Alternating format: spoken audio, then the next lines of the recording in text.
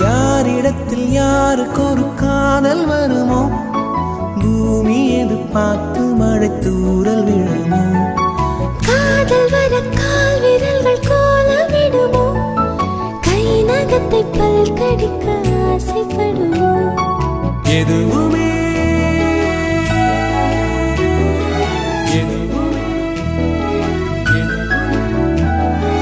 எதுவுமே நடக்கலாம், இறகின் நீள மனம் பறக்கலாம்.